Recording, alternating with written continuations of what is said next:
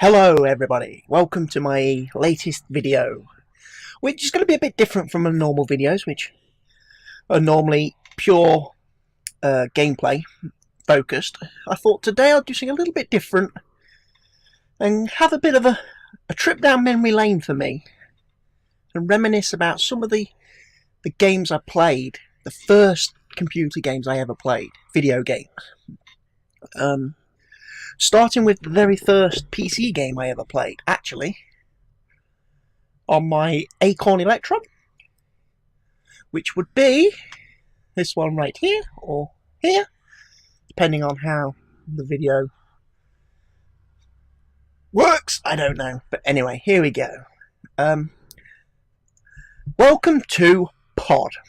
Pod was the very first personal computer game I played. Now, I'd already played the likes of Pong and things like that on the old Atari. But an actual keyboard computer, the Acorn Electron, this was the first game. And it was actually more of a educational tool. Because you had Pod here, who was he looked like a tomato. I think he's supposed to be a tomato. And basically, you had to type in words to try and figure out what actions Pod can do. So as you can see, we've just done Pod can talk, and he sits there and makes noises, and you'd sit there and you think, oh, okay, you type of words, and basically it was an education that taught children vocabulary, taught them how to spell. A lot of schools actually let children play this in the classroom. Look, he grows arms and legs. Pod can dance.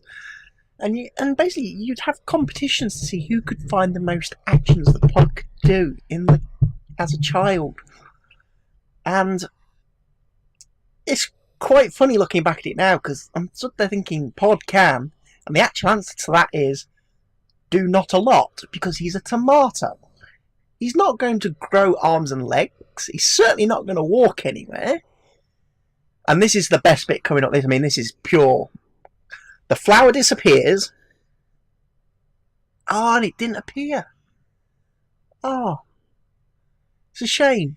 It's just how long it took for that flower, to actually come out the other side of Pod. It was, physics and stuff just...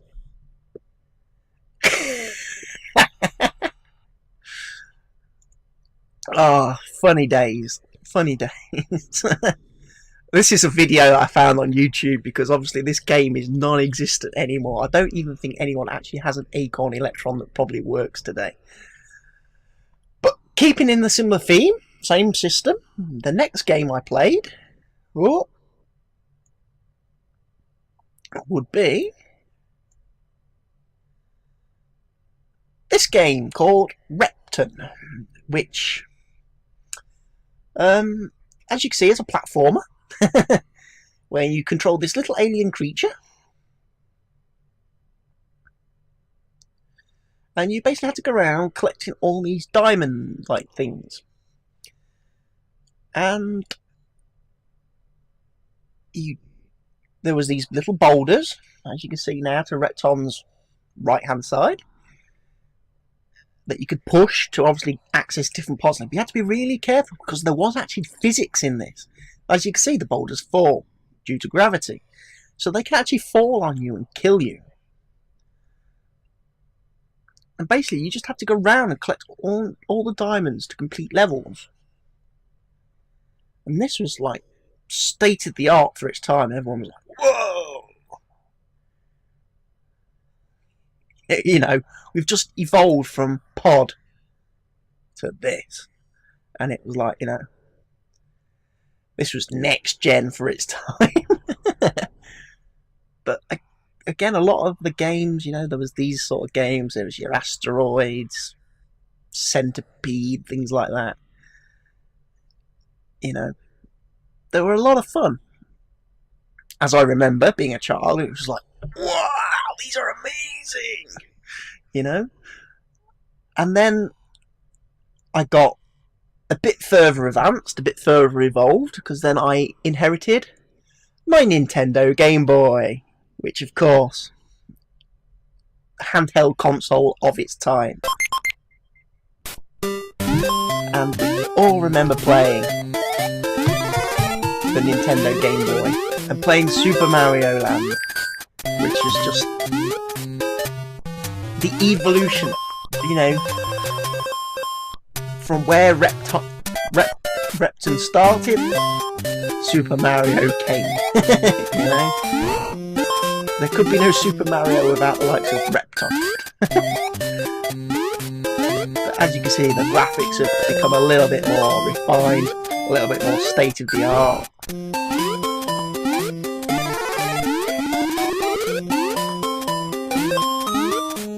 I just remember spending hours playing this again, playing this game on the little handheld.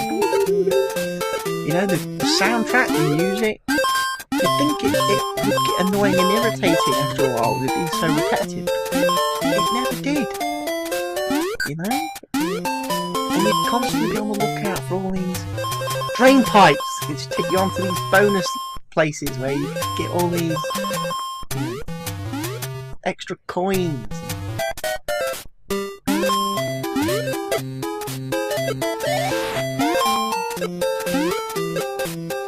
Oh, I'm just sitting now watching it. I want to play it.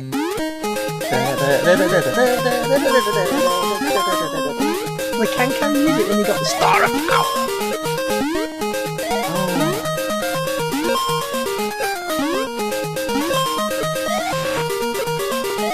Was it like 4 levels on there?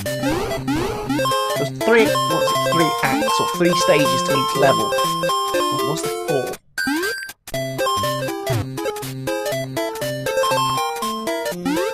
And you used to get to use a place that was underwater, and then there was another place where you was on like a plane and you were flying.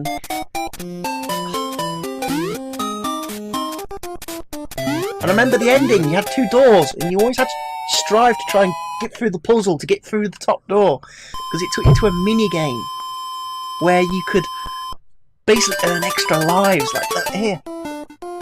And this fella's earned himself 2 extra lives. Brilliant. I kind of wish I still had a Game Boy. It's funny because I remember that like being my handheld console. I remember I won it out of a packet of Quavers crisps. I was one of the first people, I think, in the UK to get their hands on one because it was like a competition. I got Tetris. I got this. What other games did I have?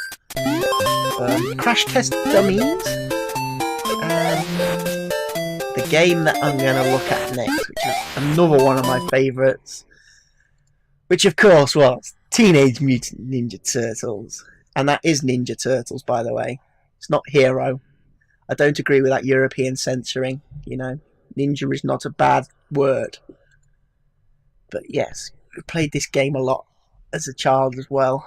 And again, starting to notice a theme now. The games were all side-scrolling action platformers, really. There wasn't a whole lot of different genres back when I started playing video games. But I remember this game being fun. Partly because the turtles all looked the same. There was no colour. And look, your options menu. How cool is this? An options menu where your control configuration basically only lets you change 2 buttons. Because that was all there was on the controller. You know, kids today, they go in and, you know, you open up a game and you've got your keybinds. And there's pages and pages and pages of stuff to configure. Back then it was jump and attack, 2 buttons. And this guy in this video has decided he wants to start playing as Michelangelo, which, if I remember right, was like the weakest of the 4 turtles in the game.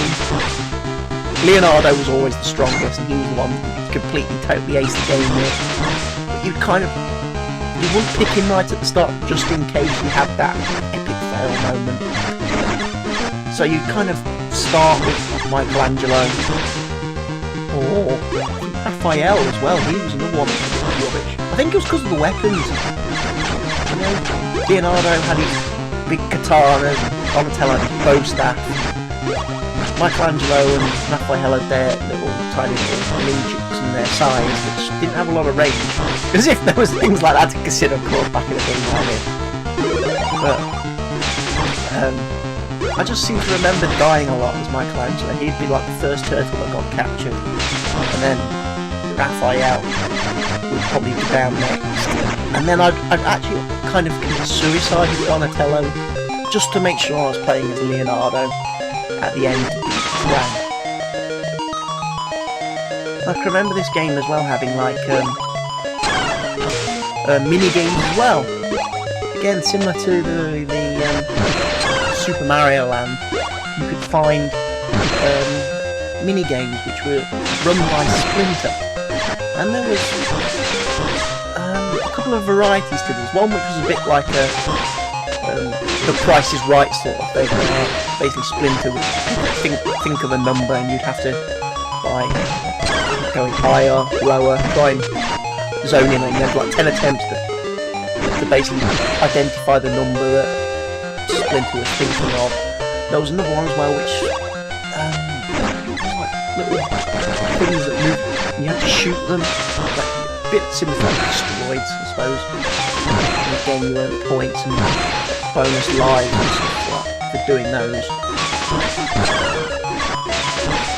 But yeah, I remember again just hours and hours playing it. And the boss battles, all the characters from the TV show, like Rocksteady, Bebop, Mr. Stockman, Shredder, Dragon, of course, was the main boss from the Tekken zone. I remember like the first time I completed it, I was like, wow, I've completed the game! I'm a hero! But watching this guy, I don't think he's going to complete the game, because his tactic for fighting the Foot Clan motorcycle is not very good. Oh, he tried to jump that time. Fair play to him. Round of applause. But yeah, he basically had to jump over it and attack it from behind. I can't remember as well. Did you not get? I think you got like throwing stars. Did you not get throwing stars?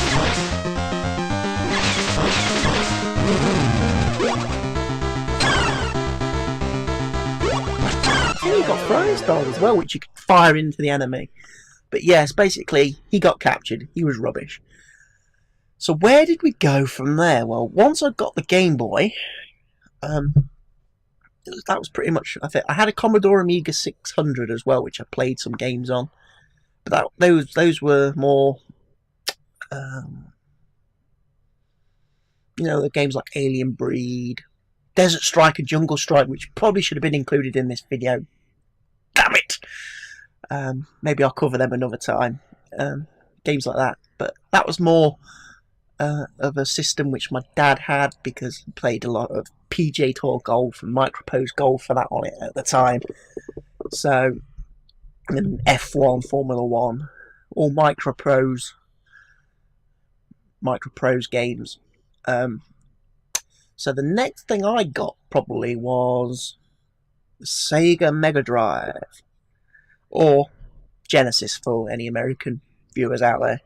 Now what happened was, it was a kind of weird story. I got pneumonia as a kid, and I was ill for about, I think, 4 months, and I was at home, bedridden, couldn't really do a lot, and my uncle lent me his Mega Drive.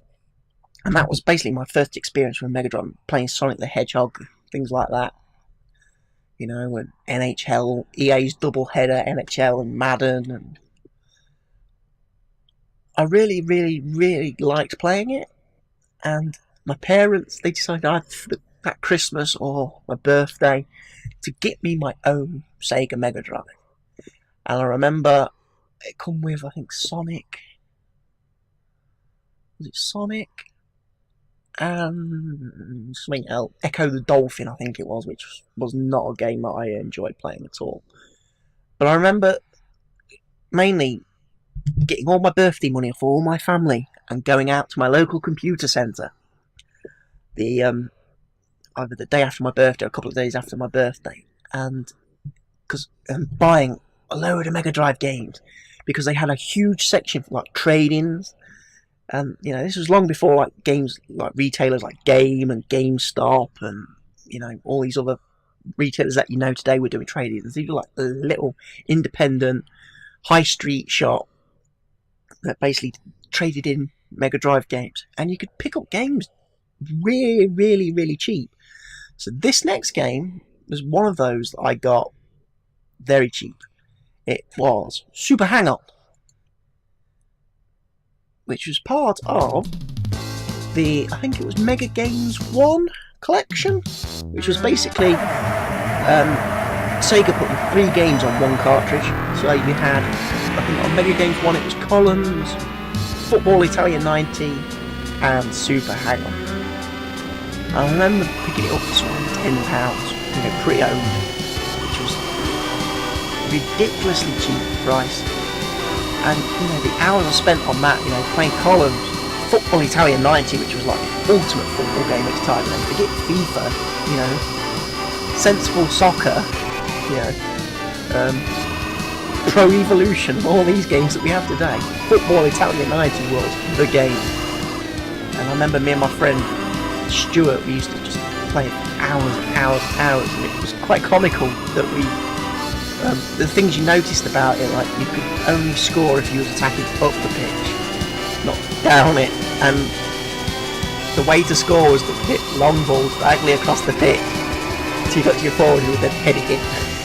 That's pretty much it. You just hit long ball, header, goal! But we used to do penalty shootouts and stuff on it, which was brilliant. But yeah, Super Hang-On, I remember this as being like a racer game, and there was 2 modes. There was the arcade mode and there was like the story or career mode. And I remember playing a lot in the career mode, because basically you had to work your way up the tiers, then you obviously upgrade your bike, the races got tougher and tougher and tougher, and you competed with so many in like a series of races, and you had to win so many. You had to beat your rival so many times, that was it. So if you beat your rival in the series, you got to move to the next category. And I remember playing it, and I was never as good as the person on this, because I used to be skidding off the track at the corners all the time, and that was even using brakes and stuff. I remember things like crashing, the thing like, your muffler has fallen off. It's like, what's a muffler? What is this? And still to this day I have no idea. But all I remember is I'd get that message and I'd think, no! Because now my bike accelerates so much slower and its top speed is capped a little bit, so it made it harder to catch the racers. But I remember you used to get things as well, like your bike would get you'd break your frame or you'd burst your tyres or something like that, and you'd have to buy new ones. But if you didn't have the credits to buy the new ones, you had to basically enter a race, get to the start line, and then go, I retire. I can't race, my bike's broken. Just to earn a few popsy credits, to be able to buy the repairs needed for your bike. And of course, every time you retired from the race, that was when your rival got back on you. And sometimes, and of course, if you lost, and that was another thing as well. In a series, if you lost a series, you got relegated down to the previous one. And remember, you had to have sponsors, and I just remember playing this game for hours and getting frustrated at it because I couldn't compete with,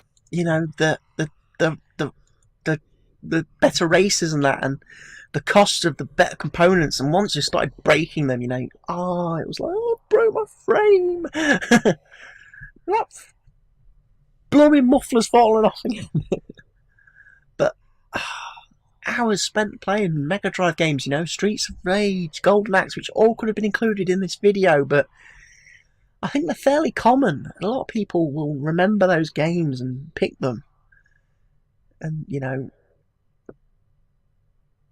this next game as well that I play, I love this game, because at the time I was about 10 years old, and I was I was the wrong age, because technically I should never have seen either of these two subjects in their original media, but somehow I had, and I was huge fans. I had all the toys, and then they released this game that was just like, oh my god, this is amazing, you know. So this is my next game. Now, can anybody remember when Virgin made games? Probably not. Yeah, so my next great memory was RoboCop versus Terminator. And I always think to myself, why was this never made a film at the time? You know, off the back of Judgment Day and the RoboCop series, which definitely needed a bit of an injection after Disney RoboCop 3. RoboCop vs Terminator could have been like, wow. You know, it's owned by the same company. They ain't got rights and license issues like with a lot of things today. You know, Orion owned both parties. It could have been something. I know in film, generally when they do something versus something, it's never. But in games, they always seem to nail it spot on. Like Aliens vs Predator is another good shout out for a series. I just remember playing this game hours. Defeat the Terminator.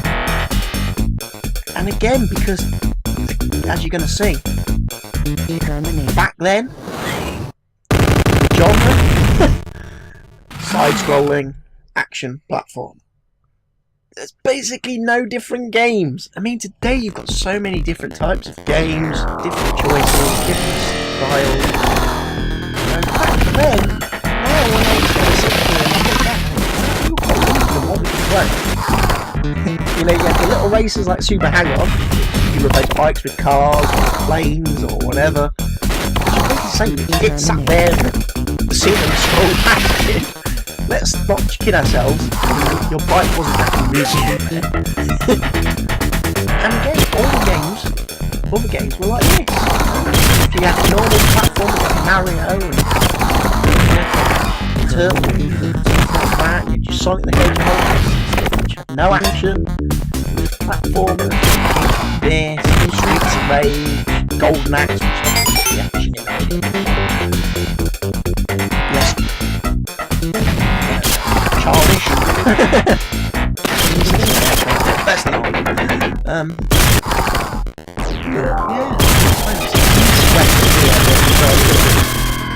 The mini rocket launcher thing with the homing rockets. That was like badass gun. Later on in the game, we got like the 209 rifle as well. That was quite good. And then obviously when you got into the future and you was taking on Skynet, there was a gun carried. I think what was it? One of the Terminators. That was basically like a plasma gun or something. That basically just removed your victim from time and space completely. It just completely, instantly, like vaporized them. I love the little idle animation where he twiddles his gun and puts his leg as well. But little touches like that. Yeah, basically that is a quick look at some of the games that I played and enjoyed as a child. You know, things that got me into gaming. And obviously here I am today doing videos on YouTube and gameplay stuff, and we've got all these fancy games that we play now today. I'm kind of wondering now, where will, in 10 years' time, what games will I look back on and think of as fondly? And I'm wondering if I'm still around in 10 years' time, if I do another video, a sequel to this one, where I look back at the games from sort of now, maybe a few years earlier, but, you know, hold fond memories for me, as these games do. So, we'll wait and see. I want to thank you all for watching this video. I will be endeavouring to do more videos going forward. I know I've been a little bit slack lately, doing videos and doing streaming and stuff. I've kind of been out of ideas, basically, of what to do, what games to focus on, doing Series 4, and I'm still kind of looking for ideas of what to do next, what to cover. So I'm going to have a think, and hopefully I'm going to come up with something and start doing more videos soon. So if you want to watch those, remember to subscribe to my channel. Of course, always feel free to leave comments in the section below, and I will hopefully see you all again sometime soon. Goodbye for now.